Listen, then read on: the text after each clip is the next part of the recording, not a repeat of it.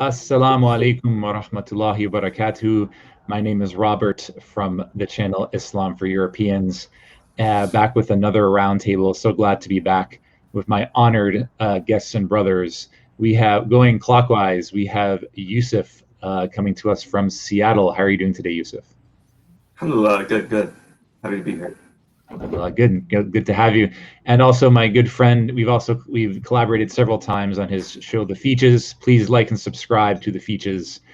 We have Bilal Harding coming to us from our nation's capital in Ottawa. How are you doing, Bilal? Alhamdulillah, كيفك؟ تمام كويس. Good. Yes, we're doing great. And we have come from our first time interviewee for Islam for Europeans. We have Khalid coming from Sussex over across the pond in the UK. How are you doing, Khalid? أنا سعيد الحمد لله. Alhamdulillah, that's good. Yes, so we'll get right to it. Topic number one today.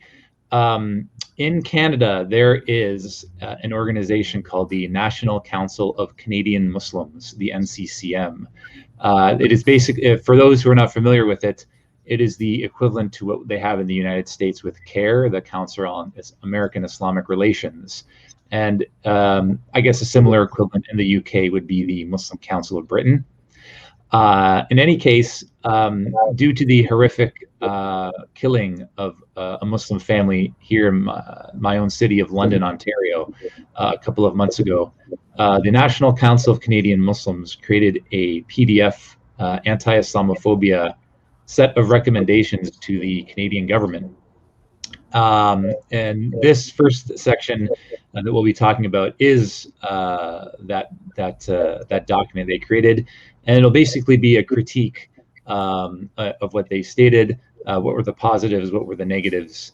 And Bilal, I'll let you get started because I know you've created videos on this before, and we've collaborated on this type of way forward that the NCCM has pushed towards the Muslim community. So let's get right into it. What are your general thoughts on their whole approach to combating Islamophobia? They don't know what the heck they're talking about. Let's just put it out there, man. They don't know what they're talking about. They don't know what they're doing, and they are going to be the cause of Islamophobia actually increasing. You know, if Islamophobia is a thing, I'm of an opinion. Y'all can have your opinions, but my opinion, Islamophobia is not a thing. Okay, you're gonna have to define some Islamophobia for me, please. You understand? So if Islamophobia is a thing, what are you trying to say? That Abu Jahl is Islamophobic? You know what I'm saying? Like Abu Lahab is Islamophobic? When did Islamophobia became a thing? You know, it became a thing sometime after 9/11, right after homophobia became a thing. You understand? So now you have Muslims from the East, mind you, because we didn't ask for no Islamophobia, okay? The converts and the Westerners, we didn't ask for Islamophobia to begin with. We didn't ask for this as a term, as a thing, as a nothing. You know, a lot of us just accepted it because, you know, other people were saying it, you know?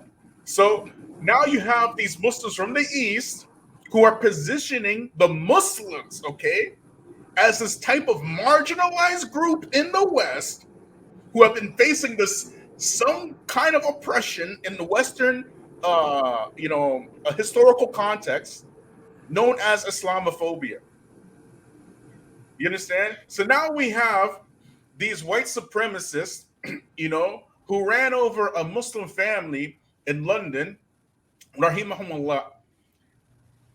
And the reason why, you know, white people hate Muslims is because white people have a territorial tendencies. This is something in the white psyche.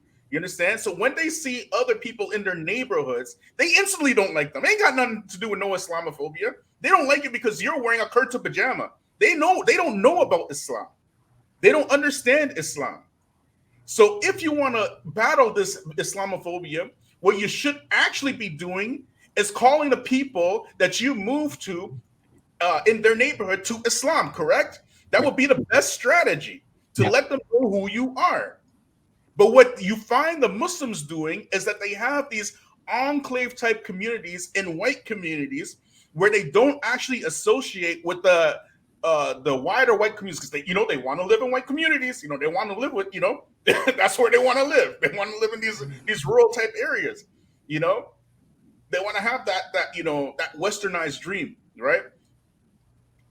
And white people is looking at you like you're invaders. That's how they're looking at you, like. And then when they show this type of irrational hatred for you, you're calling it Islamophobia when you should have been making dawah to begin with. That should have been your approach, not waiting for something to happen, and then say, "Oh, they don't like us because we're Muslim." They don't like it because you are not them. This has been around. This is what happens when you don't understand the history of the places that you're living in. The entire West has been built upon white supremacy. You understand? It's been built like that. If you look at the history of Europe and the wars that happened in Europe, I was talking to his brother, John Fontaine, you might know him, right?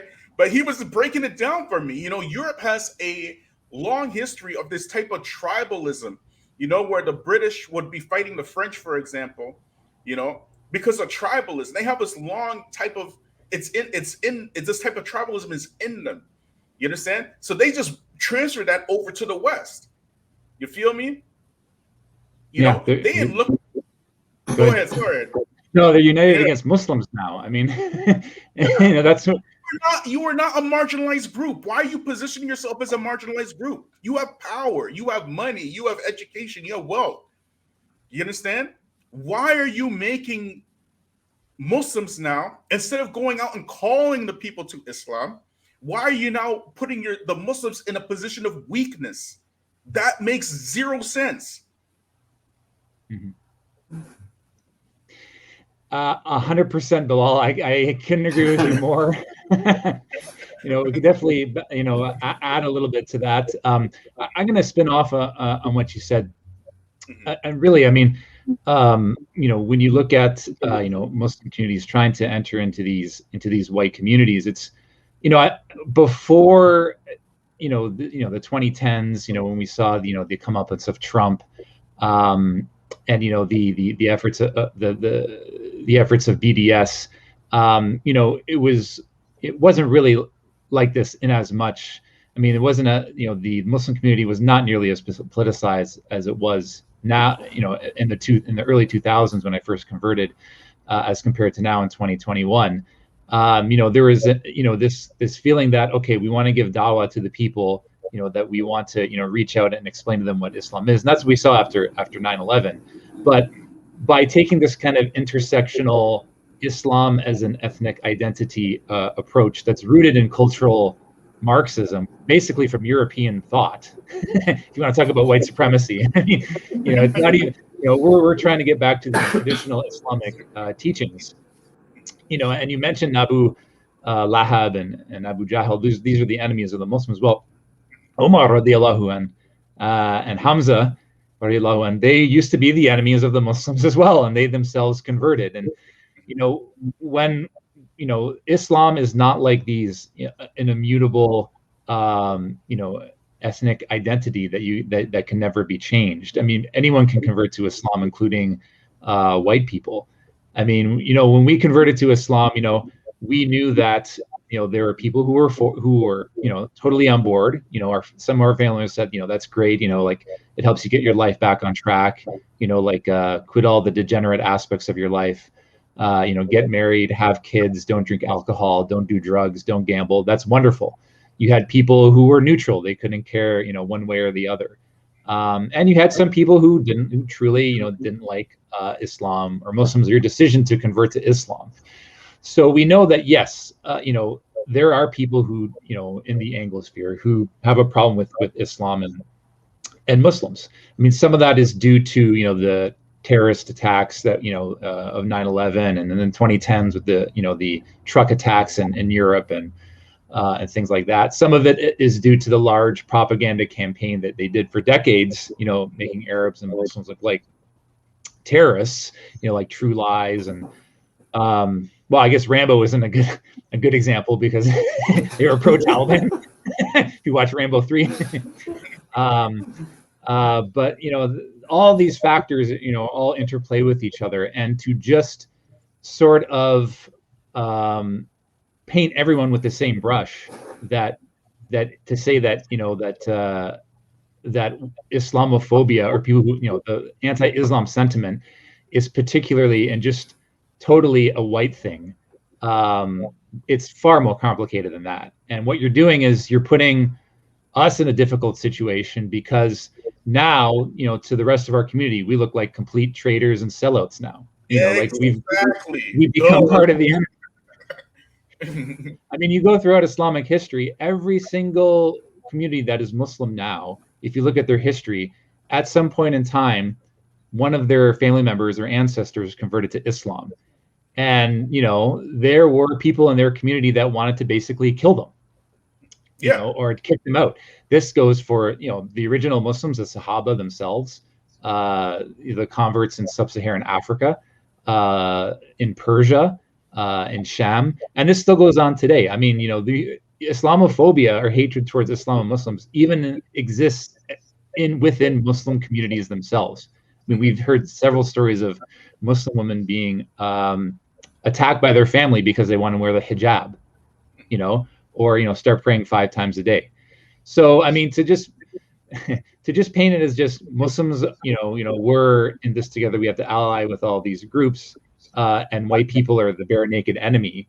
Any white person who hates Islam already is going to read this document and go, okay, which anti-Islam militia can I join now? Because they're not going to, because it said, they're not going to be able to voice their critique or their anger towards Islam.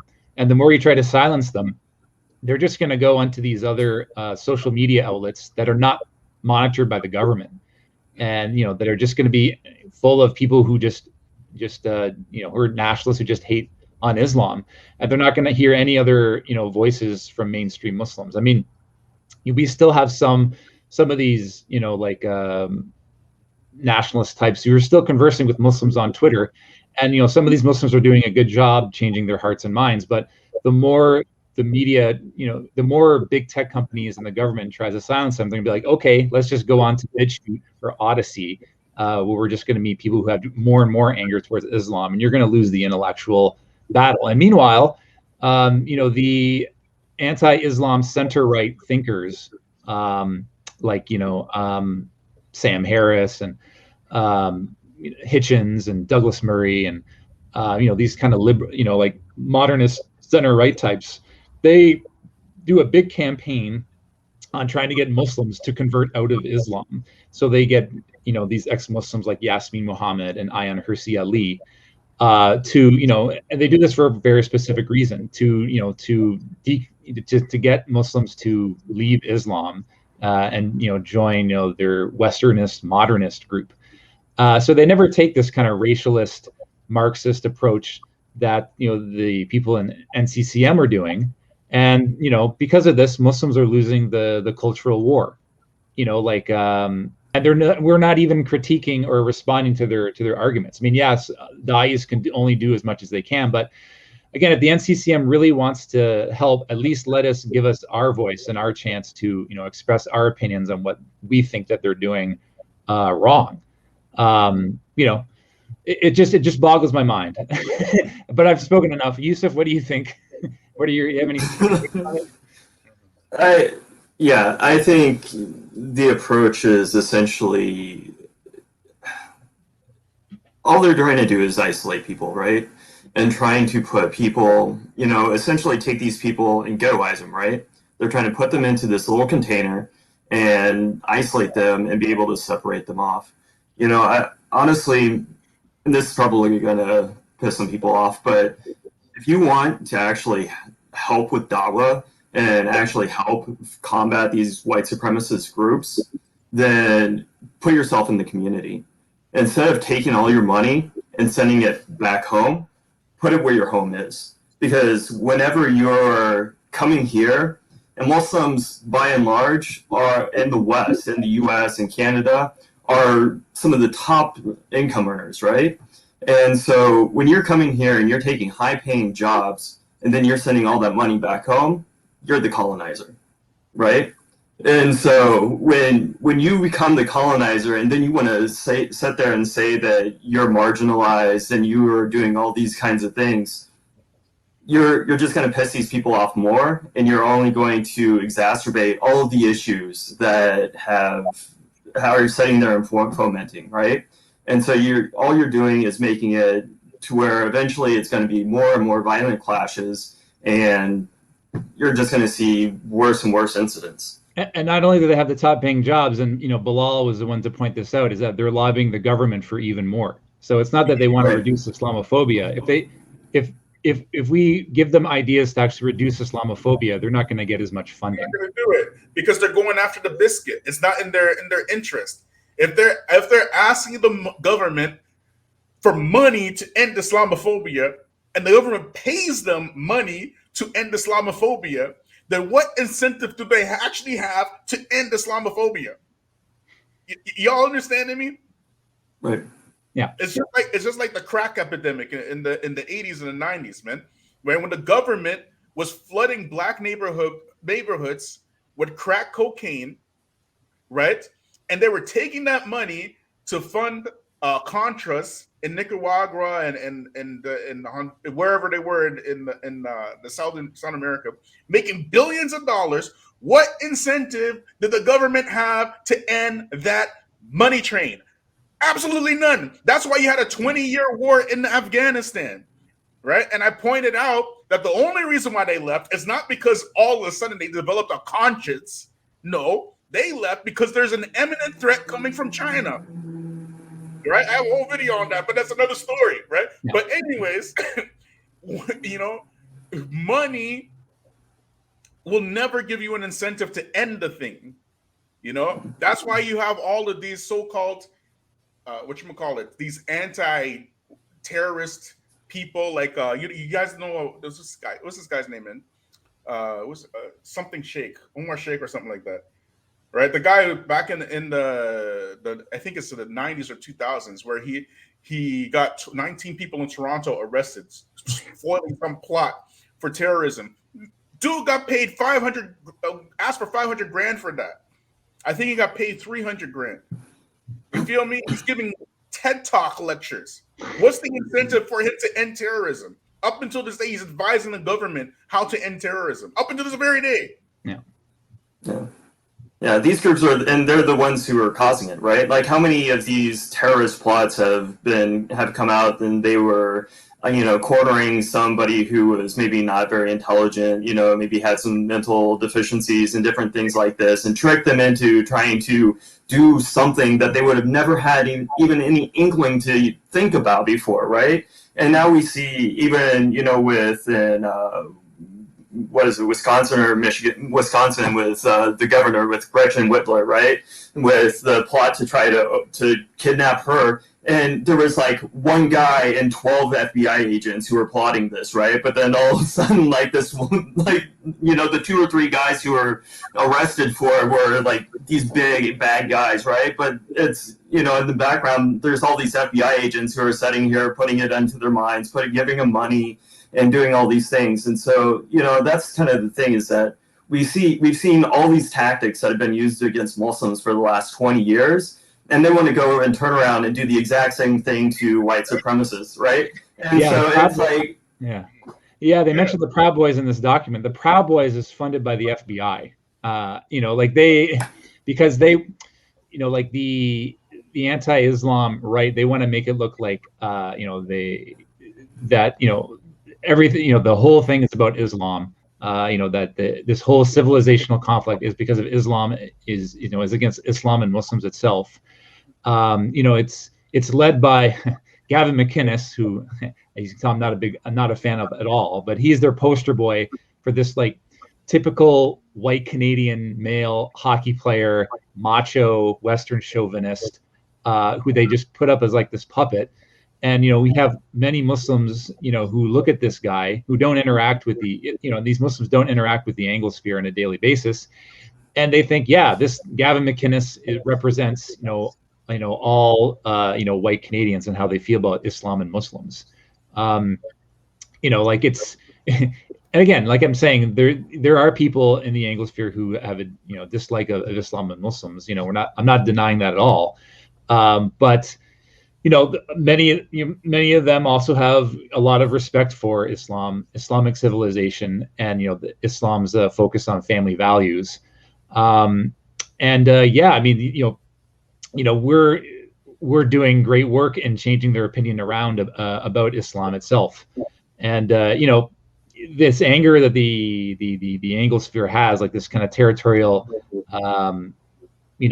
urgency that Bilal was talking about.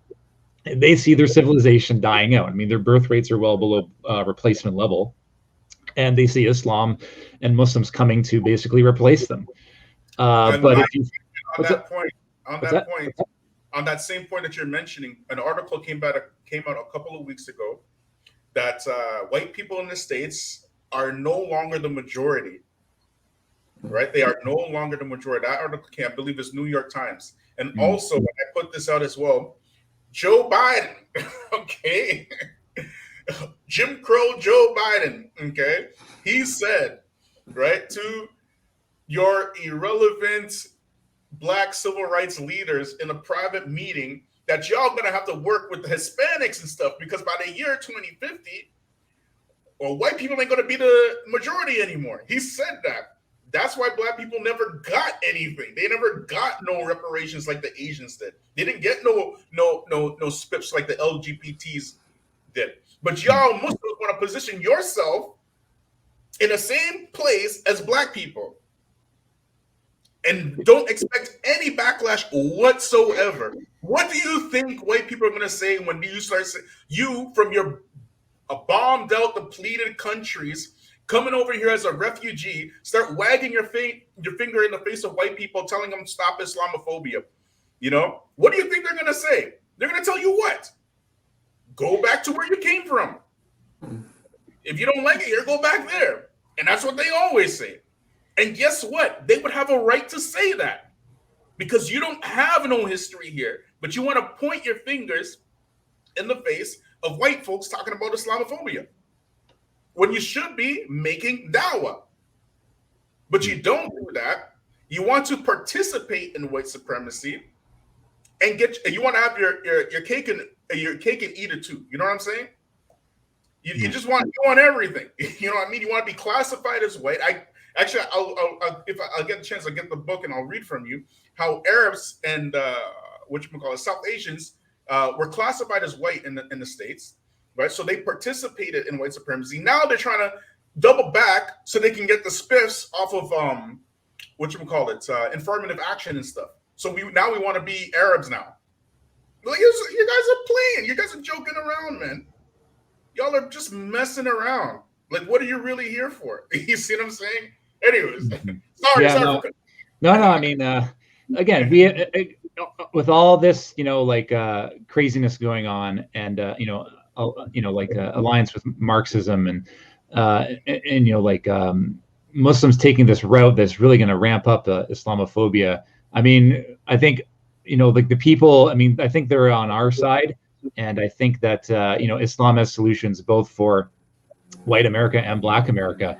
It's just that the approach they've been taking is just, as Bilal, we were talking off screen, it's splintered the Black American Muslim community. The masjids, they didn't give any help to the masjids that were currently existing, that were built basically by by Black Americans. I mean, that are just dilapidated now and closed down. I mean, it's got to be. I can't imagine how frustrating that is.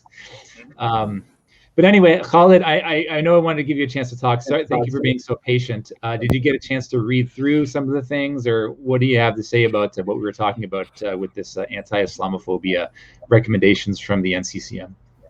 Well, I have a lot to say about the way Muslims approach Islamophobia in the West. I wholeheartedly agree with you guys. I think it's very misguided.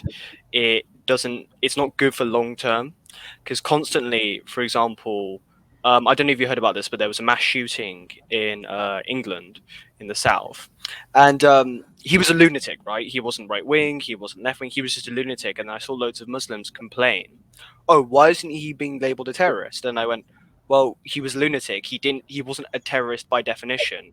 And it was just, I see Muslims constantly trying to pull out a victim complex and a card all the time. Anything bad happens to Muslims, and if bad things happen to Muslims, we should absolutely talk about it in a calm, measured way. But too many use it as an excuse to basically just treat Muslims like we're a marginalized minority, and we've always been oppressed by the West. And a really good example is when the London attack happened, in Canada. I saw loads of people posting about how bad Islamophobia was in Canada, and I went, okay, there are some issues in Canada, sure, but for the most part, it's a very great place to be a Muslim, Canada. And they were trying to act like. Where would you rather be Muslim today, in Canada or in pick your Muslim country? Or India or China.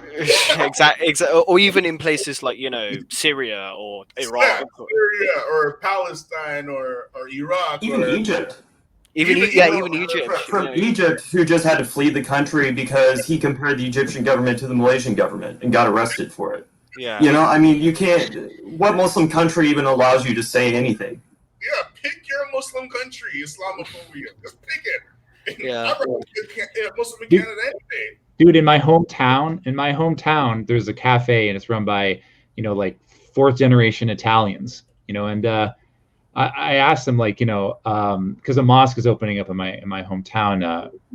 It's going to be in a little bit, and I wanted to talk to them about it, to say, like, maybe we can have some sort of like outreach or barbecue, whatever. And then, like, they were like, you know what, we wouldn't have any problem at all if Muslims actually want to, to pray in our cafe. We have like an extra room, and let's open our doors and like let people in. So yeah, I mean, there's people who don't like Islam and Muslims, but I mean, it's not like everyone in these small towns is running around with like white hoods and stuff. Like, it's just completely overblown. I mean, continue, Khalid. Yeah, no, because like fundamentally, most non-Muslims in the West just want to get on with their life. They just want to sit down and grill. They really couldn't give two craps about oppressing Muslims or opposing Islam and stuff. A lot of them just simply don't care. For example, in England, 8 out of 10 people have a good perception of Muslims. And I remember one time when I was in the Scottish Highlands, somewhere basically no Muslims live. And then I went up to some people and asked them if I could borrow some water for wudu, and they gave it to me. I've had the bad experiences I've had as a Muslim have often been from Pakistanis or Arabs. It hasn't been from white people. I'm sorry, like, it's hard to admit, but most of the bad experiences I've had have been from Muslims, not actually from natives. You know what I mean? Yeah. And it's very frustrating. I see Muslims just constantly pulling out a victim complex. And I read a bit of the document, and it said what's called anti-bias training, which has been proven not to even work, by the way. White supremacist bias. I'm like, why are you doing this? Like, all you're gonna do is make white people feel marginalized and just make them seem like they're not capable of being Muslim. Yeah.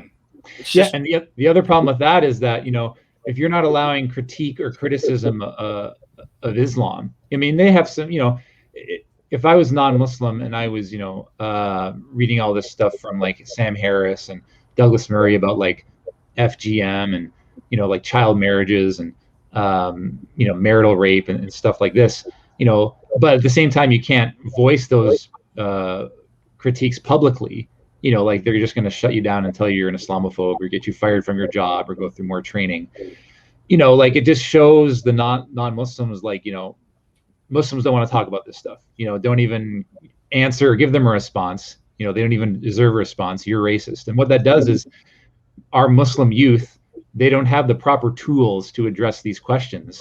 And they're going to end up leaving the deen, because they're going to see all these, smart, educated attacks against Islamophobia from the anti-Islam right, and instead of providing a counterpoint to that from Muslims, all they see is shut up, you're racist.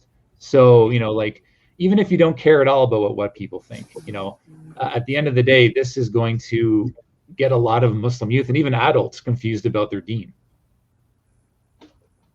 Yeah, a lot of what you're saying. I want to add to that actually. What is the goal of even the term Islamophobia, anyways? What was the goal of that term homophobia? That was the one that started it all, right? Homophobia. Y'all remember that the time of homophobia. You're a homophobe. You're a homophobe.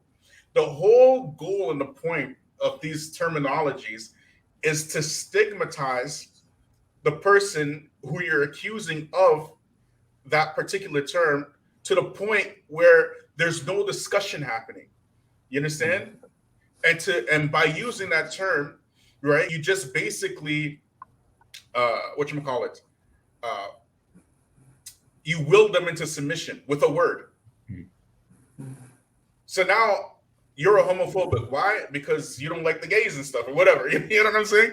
You don't want gay education to be taught in school, so you're a homophobe, right? Or you're Islamophobe now. Why? Why? Because you don't like Muslims. You understand? Whereas a Muslim, right? If somebody has an argument against Islam, what does a Muslim do? A Muslim debates, right? This is a command from Allah to argue with them in the best manner, right? That's how that. But if you shut that down, that avenue down, and then instantly go into Islamophobic, like you're Islamophobic or whatnot, there is no dawah happening. What you're saying is that Islam is this group that you have no right to speak against. That's what you're saying. Yep. Yeah, no, I wholeheartedly agree. Sorry if I cut across. Yeah. Well, I think, yeah, I mean, go ahead, Yusuf. I think that's what makes the term Islamophobia especially dangerous, right? It's exactly what you were talking on, Bilal, is that, like, Islam is a belief system, right? And belief systems necessarily require discussion and debate. And by using language that just shuts down debate, you're automatically preventing that belief system from even existing, right? Because not only can you not talk to people who aren't Muslim, you're preventing discussion with people who are Muslim, right? Because anytime, the youth or somebody who has some questions or some doubts about the deen comes to you, oh, well, you're just being influenced by the Islamophobes, right? And so it shuts down conversation across the board. And Islam isn't something that's just like a natural quality of a person, right? It's not a skin color or a hair type or whatever it is, right? It's something that's in your heart. And if you can't discuss that particular aspect, then it dies, right? But now with the Islamophobia terminology, it has now become a cultural group. You feel me? And if you don't believe me, let's go back to the NCCM right now, okay? Go to the NCCM website, all right? And look at the CEO of the NCCM right now, okay? Back in the day, maybe my jahiliyyah, I mean, I might have to, like step up to a sister, you know what I'm saying? Like, chat her up a bit, you know what I mean? That's the CEO. There comes to a point where you're gonna have to start asking these Islamic organizations, for 2 pieces of ID. How you have this sweet looking woman, a picture on the website with no hijab, no nothing, and she's supposed to be representing National Canadian Council of Muslims. That's our representative. You put yourself forward to represent all of us. Yeah. We didn't ask for you. You know what I'm saying? We need 2 pieces of ID, please. Who are you? Who sent you? You feel me?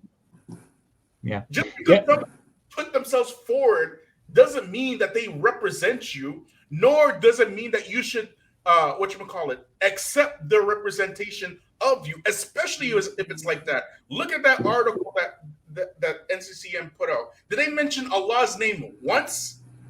Did they mention a single ayat of Quran? Did they mention a single ahadith? Did they even say Bismillah ar-Rahman ar-Rahim in the beginning? Did they do it? Is Bismillah ar-Rahman ar-Rahim even on their website? National Council of Canadian Muslims. 2 pieces of ID, please. Who are you? Who sent you? We don't know who funded you. We know who sent you. We didn't ask for this. You feel me? Sorry for that, man, but I had to say it, man.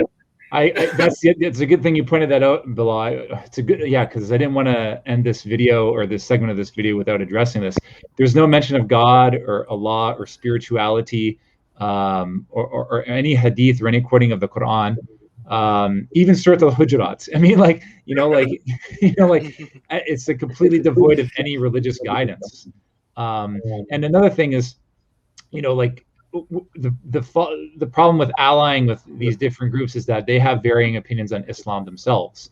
I remember when I was in university doing my graduate degree, and the Palestinian Solidarity Group was and they weren't very Islamic at all. I mean, the head of the organization was an ex-Muslim, and they wouldn't allow any type of prayer or any type of mention of Allah or in any of their protests or anything like that.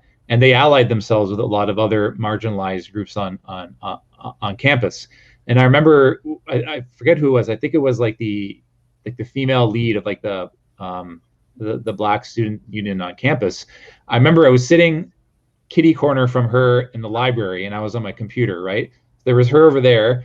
There was an Arab Muslim guy, around us, right?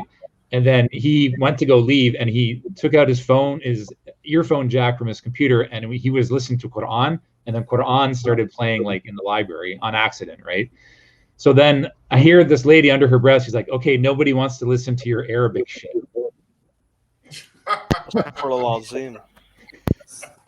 So I mean, these are the people that they're, and I'm sure there's other people who within those groups who actually like Muslims or Islam, but when you have an amalgam of people who have who are not Muslim, they're going to insert all these ideas, and they're going to be influenced by them.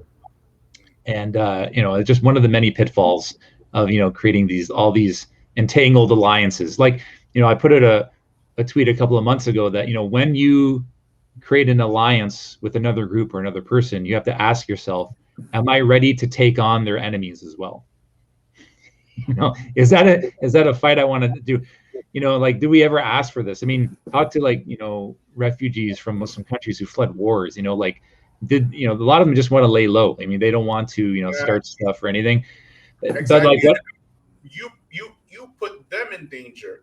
Yeah. You understand? Because you want to end Islamophobia. You don't know what you're doing, man. You clearly do not have a clue. Blue's Clues? Your blues not have a clue, okay? Yeah.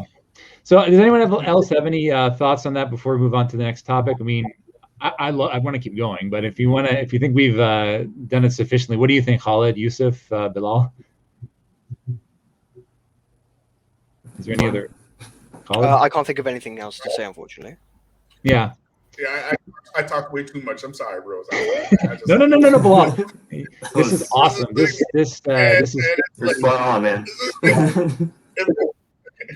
If there's if craziness was a person, man, that would be this whole let's end Islamophobia. I put it on one of the videos too. Under these NCCM protests, sisters on the podium, and we got to end Islamophobia. So everybody tonight, #end Islamophobia. What? You're ending Islamophobia with a hashtag now. That'll do it. You know what I'm saying? So some of these white supremacists be watching that. I really hated Muslims, but ever since I saw this hashtag Islamophobia, that really changed my mind. What are you doing? What are you doing? Yeah.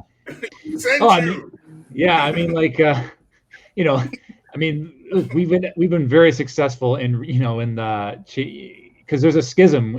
There's, like I said, there's a lot of white groups who are pro-Islam, pro-Muslim, and I think they're starting to understand that the Muslims who are given these megaphones do not represent a lot of the Muslim community, and the more we're reaching out and expressing our opinions about that's going to lower Islamophobia.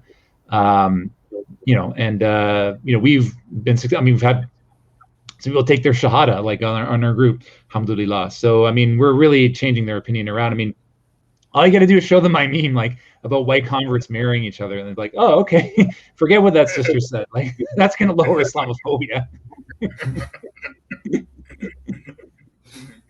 Anyway, yeah. So let's move on.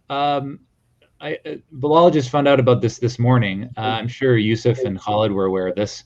A certain Islamic figure, and I don't want to say his name, who's tends to, be on the more right spectrum, who said some very controversial statements about pretty much everybody. I mean, I don't think if there's one group that he hasn't annoyed. He was suspended from Twitter for a comment that he made about recommending that someone be lashed for, I guess, making the accusation toward a well-known imam of committing zina. So this brings up, on one end, and I've given my video on this brother and the problems of his approach to Dawah in the West. But it also brings up a whole topic about free speech within Muslim social media. So I'll start off with Yusuf. I mean, do you think that that this is actually a good thing?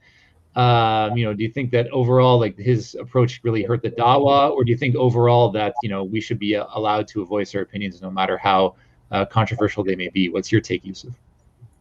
Well, let's be clear first, right? What he said wasn't go lash this person, right? He said, in a hypothetical situation, if there was an Islamic country and these accusations were made, then he would be brought to the Qadi, and then the Qadi would impart this judgment upon them, right? And so it wasn't inciting hatred. He was expressing a hypothetical situation. And if there was the hudud that were actually implemented, right? And I think this all goes back to even what we're talking about here, right? And the alliances that are attempting to be made with the more left-leaning parts of our society, right? Is they, exactly like what Bilal was saying too. These people, they don't like us. They have differences of opinion with us. We are sitting there, and are we really willing to take them on? What they don't want us any more than traditionally we want them, right? And so, and that's kind of the major problem, is that we're making all of these alliances with not necessarily us, but Muslims in general, right? Trying to make these alliances with these groups who don't have our best interests at heart. And the only reason that they want to make alliances with us to begin with is because they see us as poor brown or black people, and that they need to coddle us, just like, typical white liberal BS, right? And so going and doing this, if that's kind of the thing too, is if they saw Islam as a religion that was among white people, they would come after us every bit as much as they go after Christians. Yeah. Maybe even worse, right? How many, you see, especially with like this recent ruling in Texas, right? Or recent law in Texas with abortion and they're calling them the American Taliban. They're throwing around pictures of women in burqas with cowboy hats on. And this is the left throwing around Islamophobic materials in order to insult Christians, right? And to insult the people that they see as against them. Whereas we are nearly as opposed to abortion as the Christians are, right? We have issues with abortion and all of these issues just like they do. And so we have, the liberals, the ones on the left, are the ones who are the most talking about hijab being oppressive. Women need to take up the hijab and I saw a sister's post yesterday about how she was at Target, and some older white lady came up to her, and she was like, "Oh, I'm so sorry about Afghanistan and the women and and how they make them wear that thing and And this is a woman in hijab, mind you, right? And she's in there criticizing hijab to the sister, right? And she's like, these women don't want to take off their clothes. And the woman got mad at her and walked away, right? But she said she turned around and continued standing in line, and this little girl came up to her and goes, "Your hijab's so beautiful. It's really cool how it matches your outfit." And, and so, like, just the mindset of these people, like how, when they are the ones who are every bit as guilty of Islamophobia as the right are, how are we aligning with them? How do we sit there and we allow these, Twitter and Facebook and whatever to sit there and dictate our discourse and to sit there and tell us what's right or wrong when they don't like us any more than they like the right, that they, and so it's this alliance made in hell. Yeah, I couldn't agree more. You hit the nail right on the head.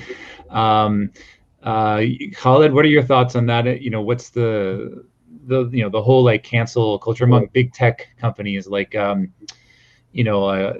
thoughts of that coming from the UK or?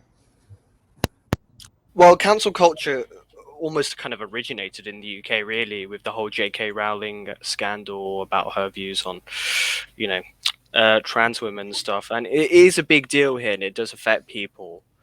And in theory, like, I don't really have much of a. Who's that? Oh, what's that? I've muted my. I'm going to mute my mic. Hold on. Okay, that's fine. Go ahead. And in theory, I don't really have that much of a problem with it, but it's basically used to silence dissent against anyone who criticizes it, and many liberal Muslims use this against Islam. So, like, as far as I'm concerned, if someone has a problem with Islam, you should just try and debate them, give them dawah, etc., etc. But unfortunately, many Muslims just have this attitude of just shutting them off and just hanging around with people like them, not anything, not even trying to talk to the white community. And also, one thing that Muslims need to remember, which they almost never do, is there's a big difference between Muslims and Islam. Muslims are far from perfect and make many mistakes. We can see that throughout Islamic history. While Islam is perfect. So a lot of people perceive an attack on Muslims as an attack on Islam as well, which is also the problem.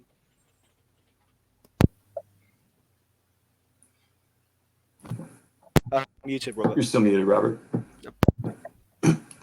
Sorry, guys, I just left for a bit. Bilal, did you want to bounce off that or? Yeah. Basically, look, man, I'm going to mention his name because I'm a jerk. Daniel Pikachu. All right? What are you talking about? Right? I said it before, I'm going to say it again, okay? Daniel Pikachu is the alt-right version of Yakin Institute. Let's be very clear here, okay?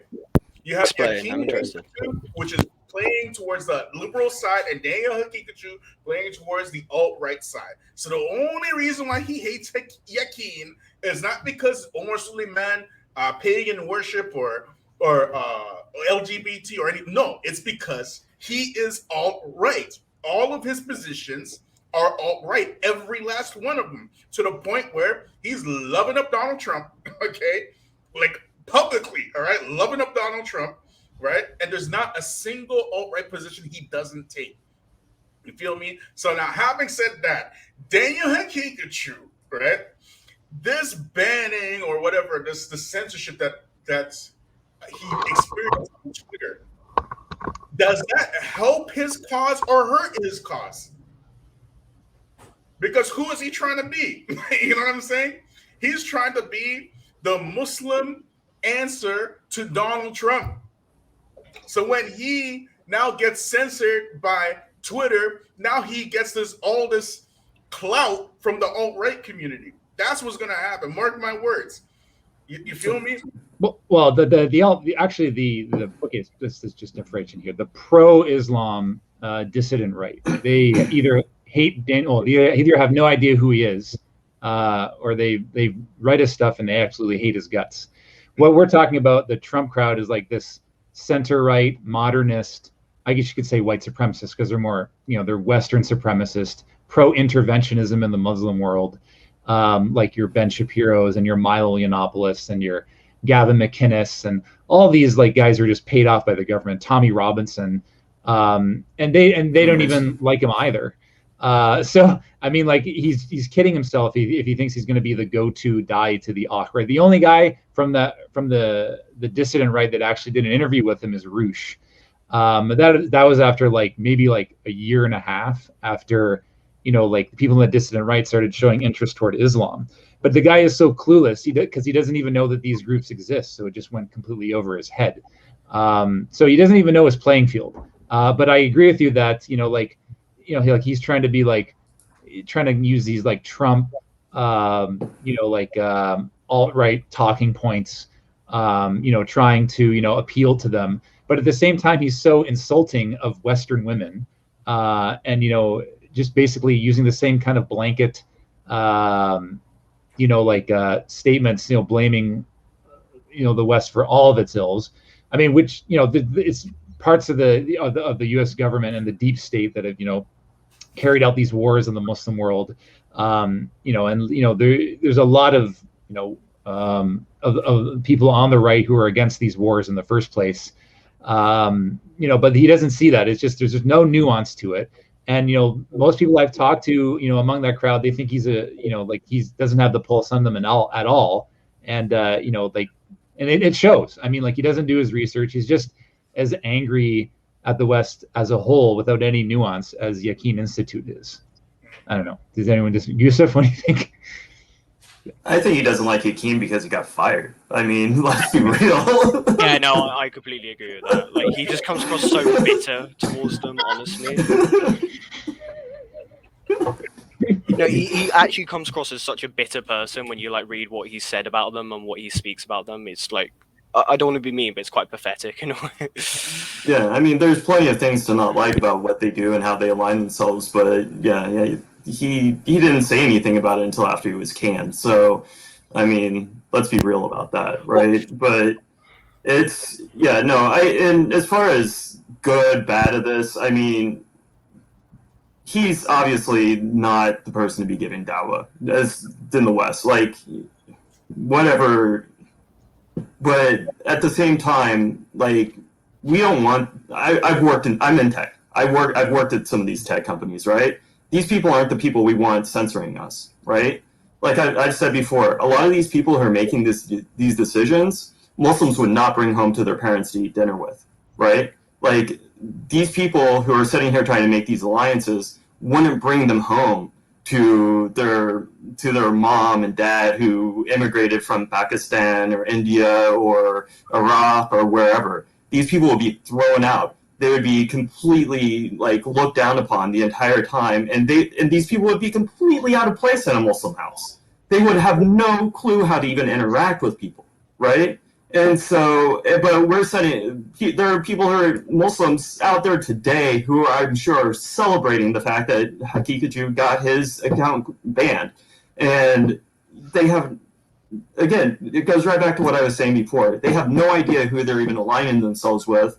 And it's just, they don't, it's such a frustrating circumstance. It's a frustrating situation because it's he's not the guy, but that doesn't mean you shut him up, right? Mm-hmm. That doesn't mean like Bilal said, it just gives him clout, and that's exactly what I thought as soon as I saw it too. It's well, he has another feather in his hat, because now he can say, look, I got banned too, right?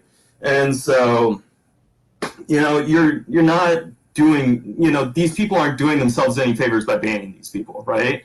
Mm-hmm. And it's, and it's just pushing people more and more into the corners.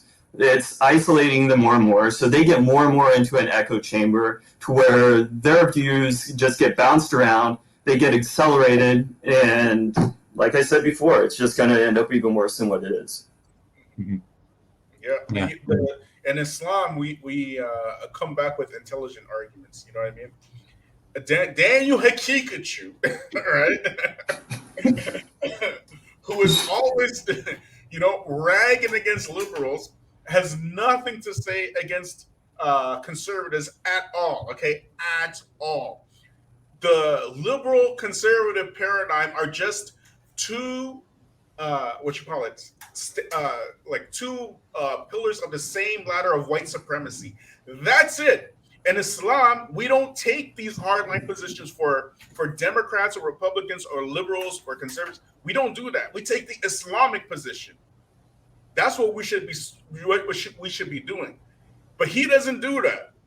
You understand? He has this veneer of positioning conservative positions with Al-Qaeda Institute for Islam. You understand? So now Trump is good for Muslims. The Muslim ban is good. He said all these things, a lot of things. The Muslim ban is good. You know what I mean? Now, what you call it, Afghanistan, according to him, is going to implement Sharia law and all this kind of craziness. He's saying this stuff publicly. You know, George Floyd died of a fentanyl overdose, not because the police choked him out for 9 minutes on the ground. No, that really didn't happen. He died because he is overdosing on fentanyl. According to any alt-right position you can think of, even if it's disastrous and monstrous, he'll take it.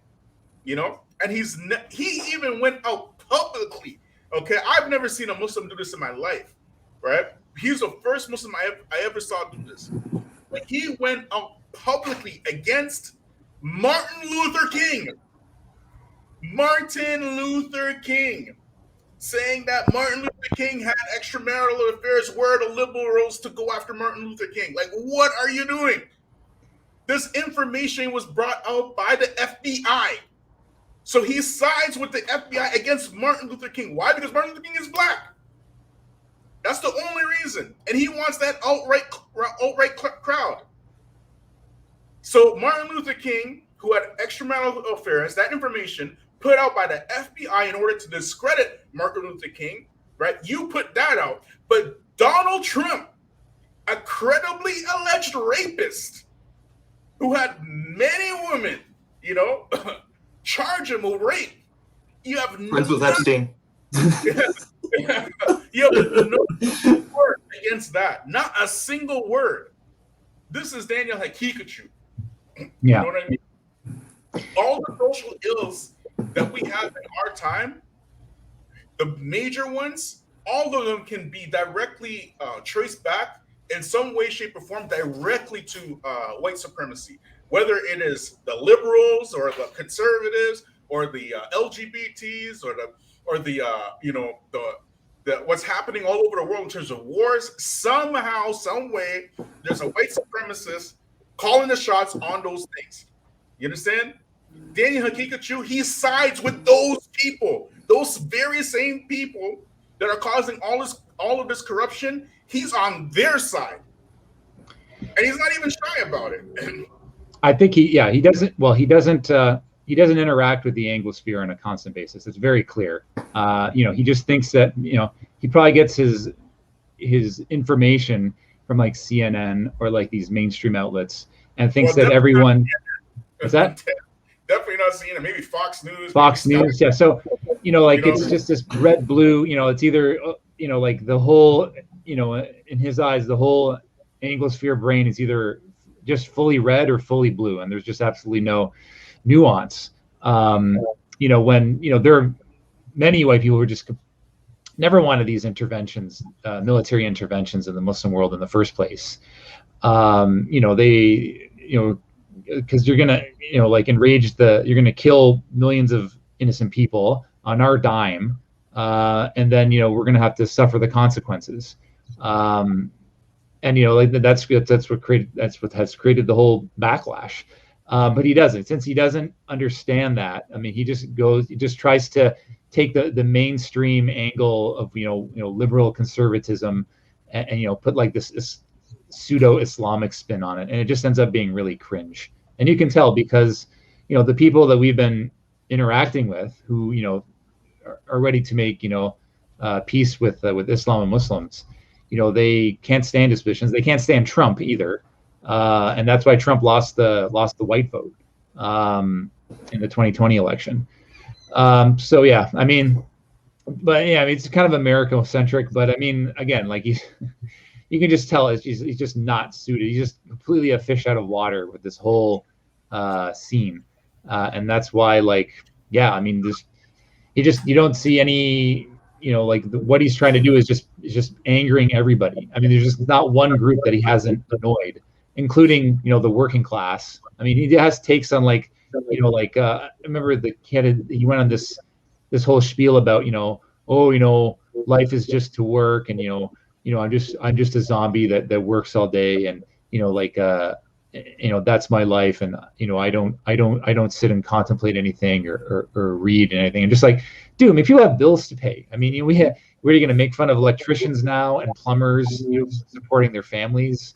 I mean, like, it's almost like he's just looking for a fight to pick, no matter what group that it comes from. And he's just made so many enemies that, that's just basically what's caused his downfall. Call it his, the UK scene, is that what they think of Daniel, or is he just kind of off the scene? No one really talks about him, or like Muhammad Hijab and Dili and those guys that are front and center. And they're front and center. Very few people talk about Daniel. Like, unless you spend a lot of time on the internet, you won't know who he is. But almost everyone's heard of Ali Dawah or Muhammad Hijab or Dili Hussein. Well, a lot of people have heard of Dili Hussein. But actually, unfortunately, I have to actually get going now. But it's been lovely, and I'll do this again sometime. Assalamu alaikum wa rahmatullahi wa barakatuh. Wa alaikum salam wa rahmatullahi wa barakatuh. Thank you so much for coming, Khalid. Yeah. So, I mean, I think this was a great episode. We really, covered a lot of ground here. But we were talking about this, me and Bilal were talking about this off screen, like we have, these independent Dawah channels, where we put a lot of blood and sweat and tears into it. And, we're running it on shoestring budgets. And, like the major Dawah channels, they're doing what they can, but I think there's a lot of blind spots. And, we want to try to collaborate with, other, these small, Muslim channels to put together some kind of, like a letter or, a communication with them, so we can get on the, we can, become more visible. Do you have any recommendations for that, Yusuf? I honestly don't watch a lot of the Dawah channels on YouTube, so I really can't. Yeah, it's not really my scene, and so.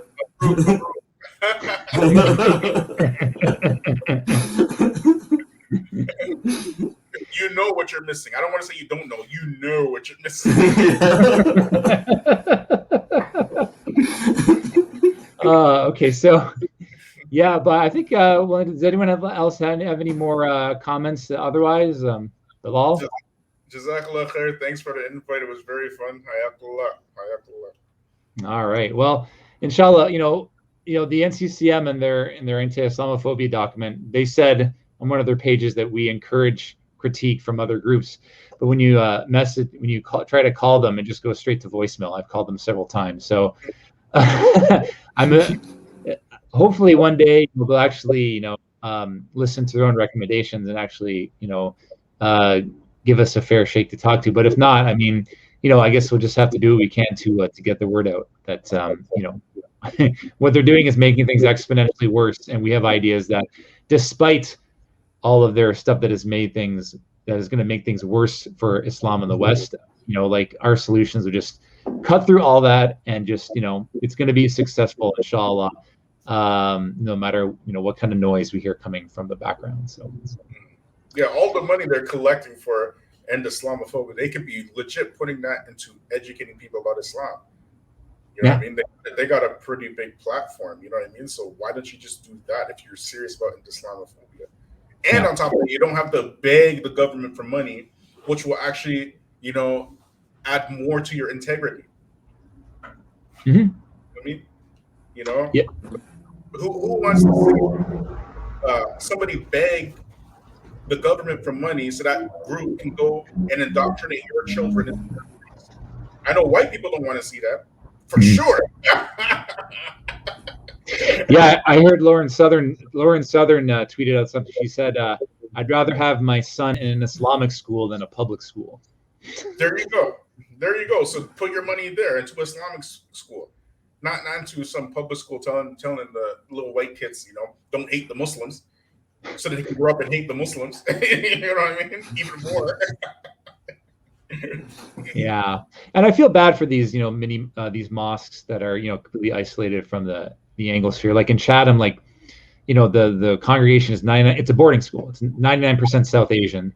Like they don't interact with white people there at all, and it's in like a totally white neighborhood. Maybe if the electrician comes in to like fix something. But I talked to the imam, and he said flat out, like, it's a big gap that we need to fill. We feel really bad because we're our clothing, our cuisine, like our, community, our whole history is just completely different from these people. And, you know, like there needs to be an effort to, you know, just a homegrown effort to let the converts, you know, delegate this task to converts, give us the funding, just a 10th or 100th of the funding that you get from the government or whatever, and just, you know, give us, you know, like, you know, the ability to, you know, give Dawah to the people that we've known our entire lives. But Exactly. you know, it's just such a simple solution. They just don't want to delegate. I mean, it's frustrating. I'll take it a step further, not even just converts. Give the money to people who have actual roots here, right? To the Black community, to white converts, to people who are second, third generation, who their parents converted, right? Who have roots here, who have been here, who actually know the society, who actually know the culture, who have a long tie to it, who have family here, who have all the roots and everything, so that they can actually communicate on the same plane. Yeah, well, absolutely. And, you know, by doing that, I mean, by allowing converts to return to their traditional, you know, culture and everything, you know, it would just turn Islam into a universal cultural filter that just gets rid of the bad stuff and keeps the good stuff.